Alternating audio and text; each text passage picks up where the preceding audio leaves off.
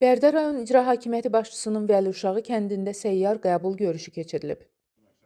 Keçirilən görüşdə İcra Hakimiyyətinin başçısı, aparatın məsul şəxsləri, hüquq mühafizə orqanlarının, təhsil, səhiyyə, mədəniyyət, xidmət təşkilatlarının rəhbərləri, bələdiyyə, inzibati ərazi dairəsi üzrə nümayəndəliyin əməkdaşları və kənd sakinləri iştirak ediblər.